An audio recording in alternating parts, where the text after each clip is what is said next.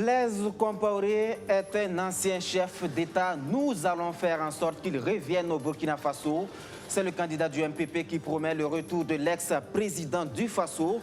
Roch Marc Christian Kaboré était en meeting à Zignaré dans le fief de Blaise Compaoré. Dans la suite de notre série de portraits des candidats à la présidentielle, ce soir, l'objectif de notre caméra s'est braqué sur le candidat de l'ex-parti au pouvoir. Après une première tentative vaine en 2015, Edi Komboyogo revient à la charge en 2020. L'homme d'affaires de 56 ans, s'il est élu, promet un Burkina Faso dont l'image brillera de nouveau. Fin de citation. 60 000 cartouches, soit 12 millions de bâtons de cigarettes non homologués saisis sur le marché puis incinérés ce vendredi. Une saisie possible grâce à la brigade mobile de contrôle économique et de la répression des fraudes. Voilà pour les grandes articulations de cette édition. Merci de nous suivre, mesdames et messieurs. Tout de suite, le chapitre des nouvelles de la campagne électorale.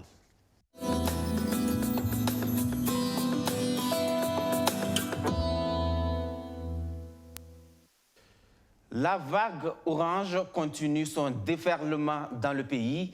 Hier, elle a pris la direction du chef-lieu de la région du Plateau central, à Zignaré, dans le fief de l'ex-président Blaise Compaoré.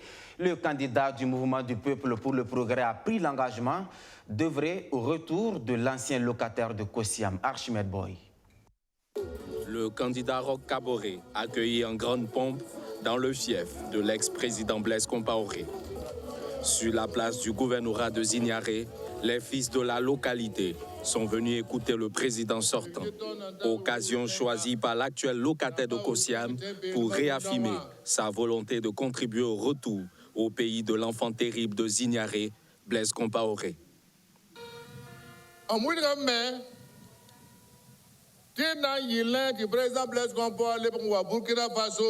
Nous allons faire en sorte que le président Blaise Compaoré revienne au Burkina Faso en tant qu'ancien président. Son retour doit être préparé et nous allons travailler à cela. Et pas que. Roch Kaboré affiche aussi sa volonté de faire de la ville de Zignaré un pôle d'attraction. Nous allons également travailler à ce que Zignaré reflète son nom, c'est-à-dire du jamais vu. Malgré le contexte sécuritaire et sanitaire que connaît le pays, celui que ses partisans appellent affectueusement le Roch défend son bilan. Il soutient avoir travaillé à maintenir le Burkina Faso sur les rails du développement. Et pour le prochain quinquennat, il promet la fin de l'hydre terroriste et le retour des déplacés dans leur zone d'origine.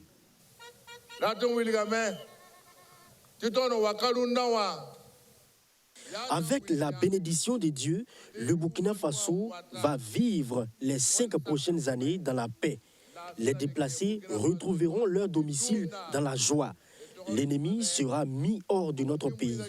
La protection de la population sera notre mission première.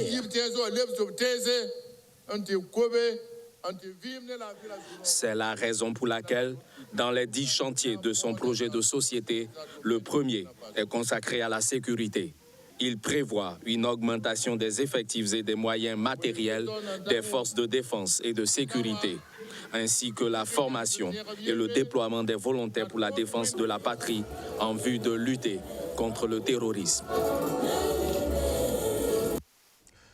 Après Zignaré dans le plateau central, l'équipe du président sortant devrait se rendre à Waïgouya dans la région du Nord ce 13 novembre. Un rendez-vous suspendu par le MPP qui veut témoigner sa compassion aux forces armées nationales endeuillées. Vous le savez, avec la perte de 14 des leurs. Même dynamique de suspension de 48 heures de la campagne à l'UPC. Mais avant, l'Union pour le progrès et le changement était à Waïgouya. Dans la région du Nord, Zéphirin Diabré est allé promettre un statut au chef coutumier s'il est élu au soir du 22 novembre prochain. Rémi Lambert-Nébier. Dans la cité de Nabakango, Zéphirin Diabré a exposé aux populations de la région du Nord son projet d'institutionnalisation de la chefferie traditionnelle. Pour le candidat de l'UPC, les chefs traditionnels doivent être impliqués de manière officielle dans la gestion du pouvoir d'État.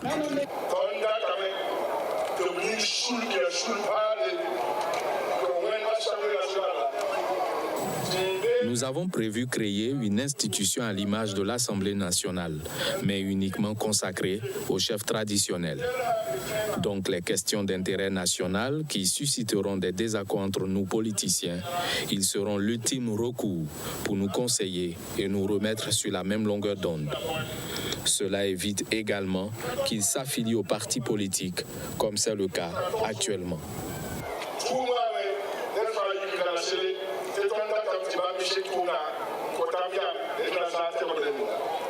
En marge de ce meeting régional du Nord, le Parti du Lion a déballé au cours d'une conférence de presse les différentes réformes qu'il compte entreprendre dans le secteur de la santé. Au nombre de ces réformes, la révision du cycle de formation des médecins. L'UPC veut accroître considérablement au cours des 5 prochaines années le nombre de médecins spécialistes. Avant, on faisait un concours d'internat qui permettait donc de retenir l'élite. 30 personnes, par exemple, pour la médecine, qui vont rentrer dans les différentes spécialités et sortir spécialistes au bout de 4 ans. Nous préconisons, en lieu et place de ce concours d'internat élitiste-là, de faire ce qu'on appelle un examen classant national. Donc tous les étudiants en médecine compétissent et ont un classement qui permet aux premiers d'avoir donc la primeur des choix des postes et des spécialisations qu'ils voudront faire. Mais à terme, après la 6e année, ils ont 4 ans à faire pour sortir spécialistes. Donc on aura à terme suffisamment de spécialistes dans tous les domaines, y compris la médecine générale. Et ça permet de gagner du temps, au lieu d'aller sur le terrain, travailler comme généraliste, passer le concours, attendre des années avant d'être admis. Donc la formation se fera d'un trait. Donc il y aura une suite dans les idées. Le système sanitaire proposé par l'UPC est basé sur l'accessibilité, la performance et la sécurité. Quand Zéphirin Diabry et ses équipes prêchent la refonte du système sanitaire à Waïgouya, à Ouagadougou, Kadri Désiré Ouedraogo lui promet mettre fin aux crises foncières permanentes. Face aux populations du quartier Nagrin à Ouagadougou, le candidat du mouvement Agir Ensemble a dévoilé sa politique en matière de logement, mais aussi en sécurité. Alexis Belemnaba. Un accueil chaleureux pour le candidat du mouvement Agir Ensemble pour le Burkina Faso, Kadri Désiré Ouedraogo, dans l'arrondissement 7 de la ville de Ouagadougou. Militantes et militants fondent un espoir sur son projet, le Grand Faso, pour sauver le Burkina Faso. Je suis venu leur apporter des paroles d'espoir, celles que nous sommes déterminés à travailler ensemble pour changer le Burkina Faso, afin de restaurer la grandeur, la dignité, la prospérité du Burkina Faso. Nous sommes venus aussi leur demander leur concours, parce que la transformation du Burkina Faso ne se fera pas par une seule personne, ni par un seul groupe de personnes. La transformation du Burkina Faso est la responsabilité de tous les Burkinabés. La transformation du Burkina Faso est la responsabilité de tous les Burkinabés, certes, mais faudrait-il une quiétude vraie au sein de la population? Pour réussir cette mission, Kadri Ouedraogo fait du secteur de la sécurité sa principale priorité. Notre priorité des priorités sera la lutte contre l'insécurité, afin que la paix règne au Burkina Faso, car sans paix, il n'y a pas de développement. Nous voulons également promouvoir la réconciliation au Burkina Faso, assurer notre cohésion sociale qui nous rendra plus forts, une gouvernance d'où sera bannie la corruption, la gabégie, l'indiscipline et l'oisiveté. Nous sommes venus pour dire que c'est à nous, Burkinabés, qu'il appartient de changer la gouvernance de ce pays. Faire en sorte que notre économie redémarre et ainsi donner confiance à tous les investisseurs qui voudraient venir au Burkina Faso pour participer à notre développement. L'autre problème majeur pour les Burkinabés, c'est bien la crise du foncier. Dans les quartiers non lotis, la grogne est permanente. Kadri Désiré fait la promesse. Nous avons préconisé la création de 60 000 logements sociaux. Nous avons préconisé la mise en place d'une agence nationale d'aménagement urbain qui s'occupera des problèmes de lotissement, que ce soit à Ouagadougou ou dans les autres villes qui s'occupera de voir que nous puissions résoudre les nombreux problèmes non résolus en matière de lotissement, mais que nous puissions le faire dans la transparence, dans l'équité, qui permettent à chaque Burkinabé d'avoir la chance d'avoir son chez-soi. Mais il est évident que nous devons aménager les villes moyennes.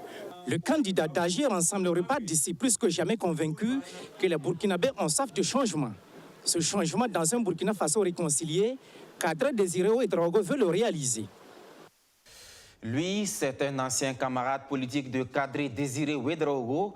Il brigue également la magistrature suprême, exclu en 2015 de la course présidentielle pour avoir soutenu la modification de l'article 37. Edi Kombouego revient à la charge en 2020 pour qu'il parvienne à être le candidat du Congrès pour la démocratie et le progrès. Le chemin a été si périlleux pour l'homme d'affaires qui se positionne à cette élection comme l'un des principaux challengers du président sortant. Allons à la découverte ou à la redécouverte du candidat de l'ex-parti au pouvoir. Edi Kombouego dans la course pour la magistrature suprême, c'est l'histoire d'un businessman prospère de 56 ans qui veut conduire le Burkina Faso vers le progrès dans tous les domaines. En lui, certains voient le Patrice Talon du Burkina Faso. Mais qui est réellement l'actuel président du Congrès pour la démocratie et le progrès? L'enfant prodige de Yako dans le Passoré est un expert comptable à la tête du cabinet d'audit financier et d'expertise comptable Kombouego et associés. Investisseur dans les banques, les assurances, les industries, les ressources humaines, la santé, entre autres. S'il n'est pas considéré comme un bonze du CDP, le marié et père de 3 enfants y milite depuis des décennies. Mais c'est véritablement en 2012 qu'il se positionne en se faisant élire député du Passoré. L'insurrection des 30 et 31 octobre 2014 écourte son mandat et affaiblit le parti de l'EPI et de la DABA. C'est donc un parti politique émietté qu'il va diriger et tenter de reconquérir le palais de Kossiam en 2015. Mais en face, la loi électorale exclut les soutiens du projet de la modification de l'article 37 ayant occasionné les événements des 30 et 31 octobre 2014. Entre-temps, un coup d'État est perpétré par le Conseil national de la démocratie pour, dit-il, favoriser une élection inclusive. Le coup de force se solde par un échec et Edi Kombouego, un très grand ami du cerveau du putsch, le général Gilbert Djendjéré, est mis aux arrêts au sortir des élections où son parti se classe 3e. Après 4 mois de détention, il bénéficie d'une liberté provisoire avant d'être totalement blanchi par la justice militaire en fin 2017. Il reprend du poil de la bête, il bat la revue des troupes, redonne de l'espoir aux militants de l'ex-parti au pouvoir. Des tournées de mobilisation dans les 13 régions sont organisées. Un congrès renouvelle son mandat et un autre le consacre candidat à la présidentielle de 2020. Mais le chemin est semé d'embûches. L'homme est combattu à l'interne. Ses détracteurs critiquent son management, son manque de charisme pour conduire le bateau à bon port. De procès en procès, souvent contre des caciques du parti, il réussit à se maintenir et se faire investir à la tête d'un parti qui va enregistrer plusieurs démissions, dont des poids lourds. Si Edi Kombouego tient tant à gouverner ce pays, c'est qu'il a confiance à la machine électorale qui l'accompagne. Je veux impulser le Burkina Faso une rupture, une gouvernance nouvelle fondée sur les valeurs démocratiques et celles héritées de nos ancêtres. Pour en faire à l'horizon 2025 un pays entièrement restauré, un pays de paix, de cohésion et uni, un pays de prospérité partagé par tous dans la justice et la fraternité, un pays dont l'image brillera de nouveau dans le monde entier. Un pays dont l'image brillera de nouveau. L'ambition est bien affichée. La question à présent, c'est de savoir si le parti de Blaise Compaoré a suffisamment la poigne pour reconquérir un pouvoir perdu brusquement en 2014. La réponse au soir du 22 novembre prochain.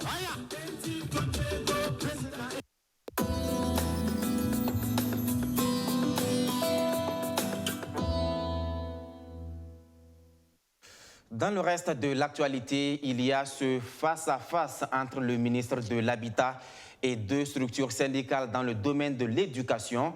Il s'agit du SINAFEP et du MONEP qui ont accusé récemment le département de Dieudonné Maurice Bonani d'avoir voué aux gémonies une offre alléchante de restructuration des zones non loties. Ce vendredi, un tête-à-tête entre les deux parties a permis de clarifier les choses. Rémi Lambert-Névier. Un face-à-face pour clarifier des incompréhensions.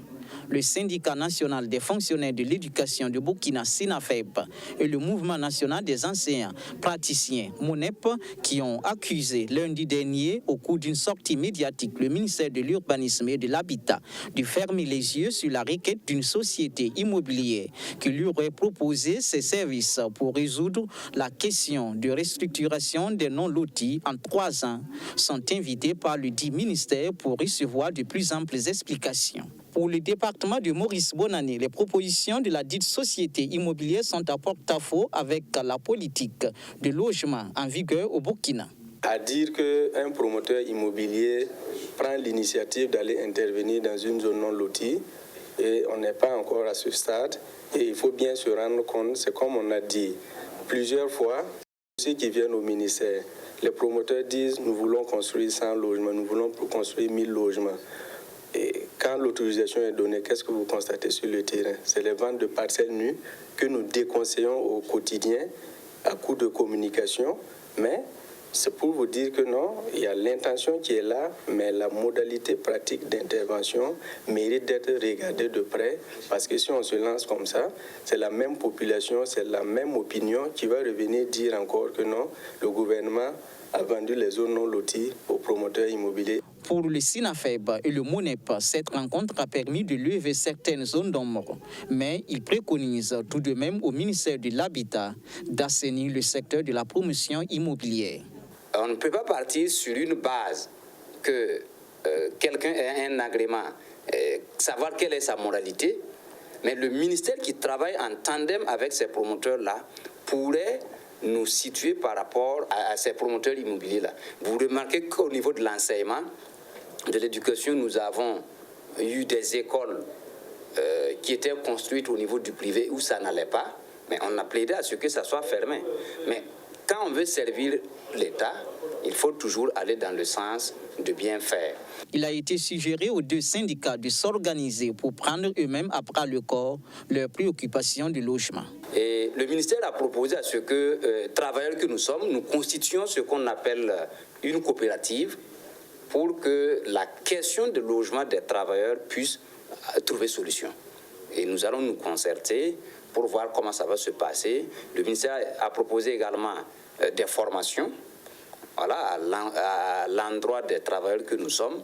Et nous allons voir dans quelles conditions cette coopération va se passer, tout en restant à l'écoute par rapport à la question de restructuration, parce que c'est très urgent pour la population. Et sur ce dernier point, sans communiquer une échéance, le ministère de l'Urbanisme et de l'Habitat a indiqué que la phase pilote de restructuration des zones non loties devra débuter dans la commune de Saba.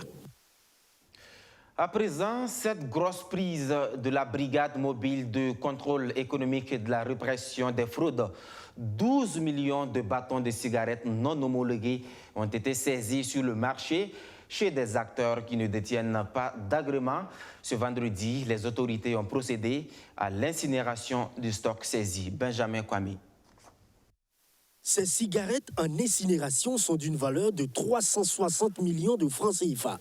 60 000 cartouches, soit 12 millions de bâtons de cigarettes frauduleusement introduits sur le marché burkinabé. Une opération du ministère du Commerce qui a pour but de lutter contre la fraude sous toutes ses formes. La population a accès à des produits. Il faut que ce soit des produits de qualité, des produits homologués sur le marché. Et à ce titre, le ministère du Commerce est fortement engagé. Et je pense que c'est ce qui explique aussi toutes les mesures qui ont été prises pour reformer et adapter l'ensemble de nos services de contrôle pour mieux attaquer ce problème. Ces cigarettes ont été saisies sur toute l'étendue du territoire grâce à la brigade mobile de contrôle économique et de la répression des fraudes. Les spécificités liées à cette saisie sont entre autres le marquage sanitaire et aucun de ces produits, comme vous le savez, ne respecte cela. Ensuite, il y a également tout ce qui est marquage pour assurer la traçabilité des produits. Parce que normalement, un produit de tabac que vous achetez, on doit être en mesure de vous dire où est-ce que ça a été produit, sur quelle machine ça a été produit, etc. Et donc le ministère a travaillé en étroite collaboration avec les autres administrations pour mettre en place ce dispositif. En plus de faire la promotion de la qualité, l'opération consiste également à consolider les sources de revenus de l'État. Lorsque vous importez, vous faites du commerce, vous êtes aussi redevable, vous devez payer des impôts, etc.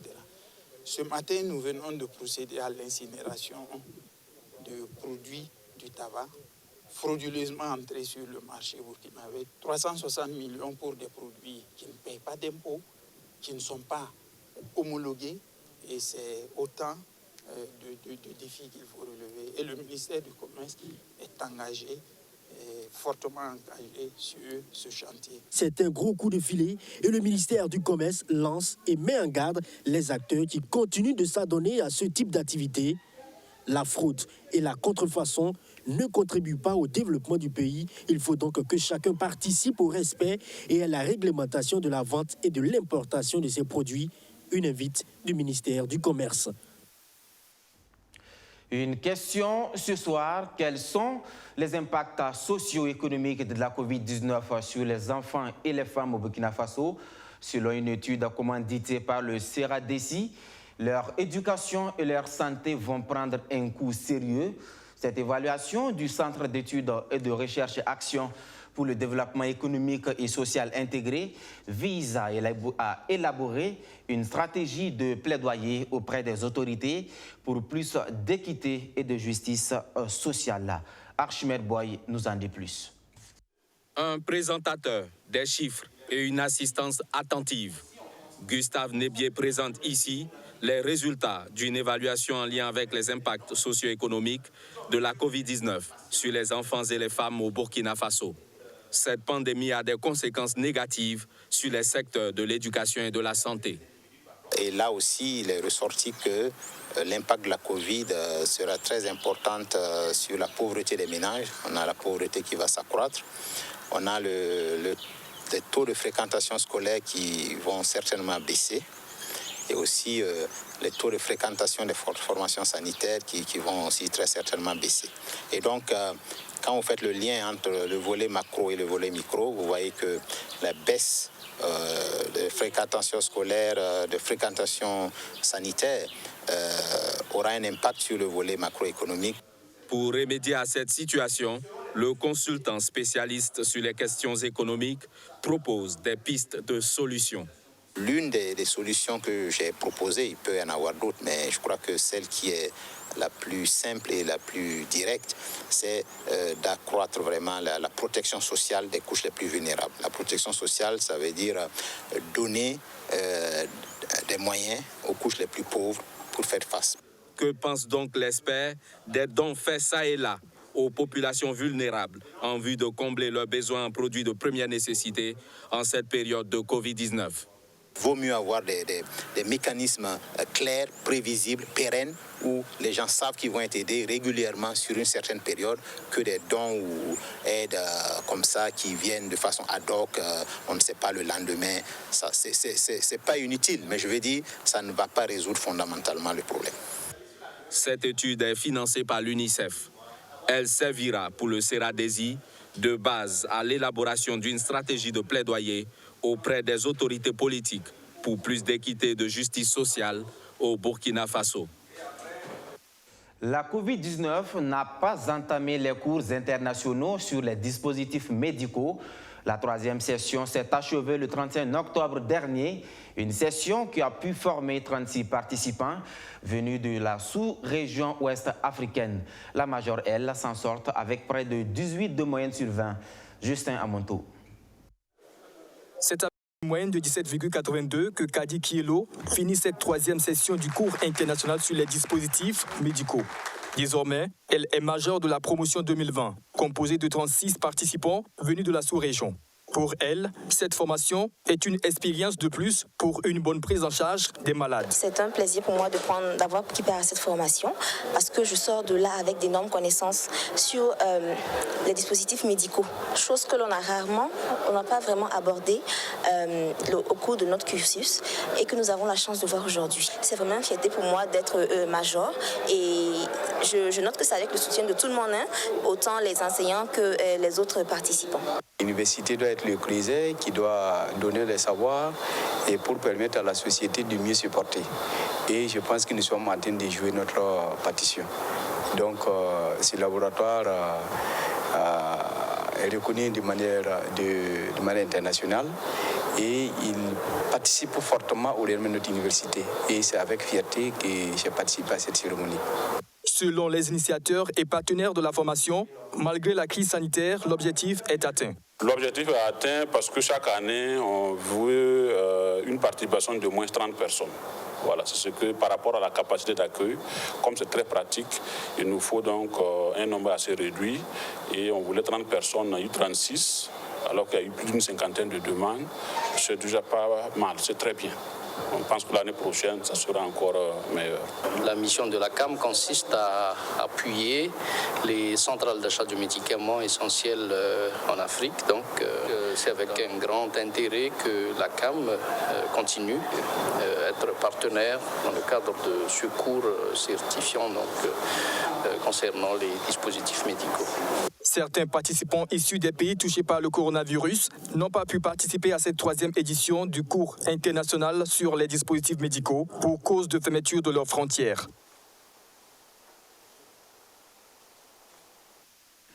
Commande publique au Burkina Faso, de nouveaux membres de l'organe de règlement des différents prêts serment.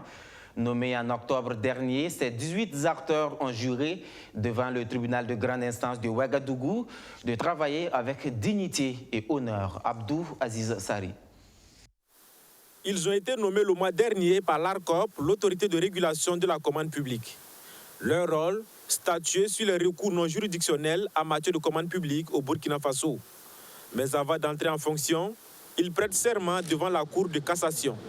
Au nombre de 18, ces membres de l'organe de règlement des différents ORD jurent et prennent solennellement l'engagement de bien et loyalement accomplir leur mission avec toute l'objectivité qui sied à une personne libre et digne et de se conduire en toutes circonstances avec honneur, dévouement, intégrité et discrétion. Non seulement c'est une disposition légale qu'il faut accomplir avant de rentrer en fonction, mais c'est aussi une occasion de prendre la mesure de l'importance de la mission qu'on va accomplir. Et en prêtant serment, on s'engage à une certaine objectivité et beaucoup de rigueur et d'intégrité dans le travail que nous aurons à faire. Les membres de l'ORD sont désignés à la fois par la société civile, le secteur privé et l'administration publique à raison de 8 représentants par composante. Ce sont eux qui tranchent les litiges en toute indépendance et la loi précise qu'ils ne peuvent recevoir d'instructions de qui que ce soit, ni du conseil de régulation, ni du secrétaire permanent, ni d'aucune structure extérieure. Et donc, pour nous, le message, le serment prêté ce matin est lourd de signification et nous souhaitons donc plein succès aux membres de l'organe de règlement des différends et en tant que secrétaire permanent, nous les assurons de notre disponibilité comme nous l'avons toujours fait avec les autres membres, les autres organes de notre appui, je dirais, quotidien pour qu'ils puissent fonctionner correctement, assumer convenablement leur mission. Les membres de l'organe de règlement des différends ont un mandat de 3 ans non renouvelable. Ils sont passibles de poursuites judiciaires s'ils outrepassent leur mission. Avant de nous quitter, les 15e journées de l'entrepreneuriat burkinabé, organisées par la Maison de l'entreprise, ces journées visent à promouvoir et soutenir les initiatives privées au Burkina Faso. Benjamin Kwame, Sandrine Zougouri.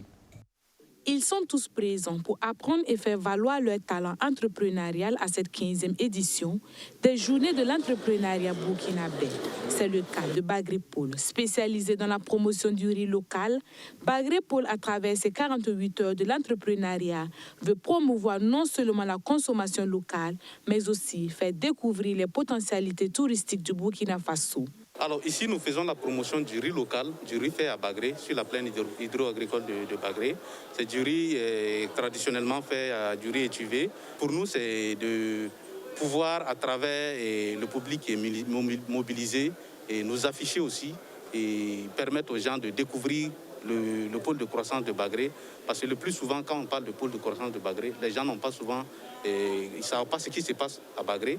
Donc l'important, c'est de venir dire aux gens à Bagré, voilà ce que nous présentons. Nous avons des centres écotouristiques. C'est plusieurs activités mises en commun qui font le pôle de croissance de Bagré. C'est plusieurs secteurs d'activités mis ensemble. Nous avons des centres d'élevage piscicole, nous avons un institut de formation en développement rural, un centre écotouristique. Voilà, c'est tout ça mis ensemble qui forment le produit pôle de croissance de Bagré. Durant ces journées de partage d'expériences, les exposants ainsi que les apprenants seront outillés sur la digitalisation et développement d'entreprises innovantes et sur l'entrepreneuriat, véritable moteur de la croissance économique locale. Le thème qui est développé cette année porte sur des domaines quand même spécifiques, c'est-à-dire que tout ce qui touche aux technologies, etc., et qui est ancré dans les régions, c'est-à-dire dans l'économie locale. Parce qu'on a tendance à croire que tout se passe à Ouagadougou, à Bobo, dans les grandes villes, mais avec des projets innovants et utiliser tous les supports que nous avons aujourd'hui, on peut arriver à faire de bonnes affaires. Considéré comme un renforcement du tissu économique, le secteur de l'entrepreneuriat doit être dynamisé. Et ces journées de l'entrepreneuriat sont l'une des solutions pour le développement de ce secteur. Une édition placée sous le thème « L'entrepreneuriat comme levier de développement de l'économie locale au Burkina Faso ». Ce journal qui s'achève, merci à tous de l'avoir suivi. À vous qui nous faites confiance depuis l'Orobourg dans la Tapoua. Soyez remerciés. À demain pour d'autres actualités. Bonsoir.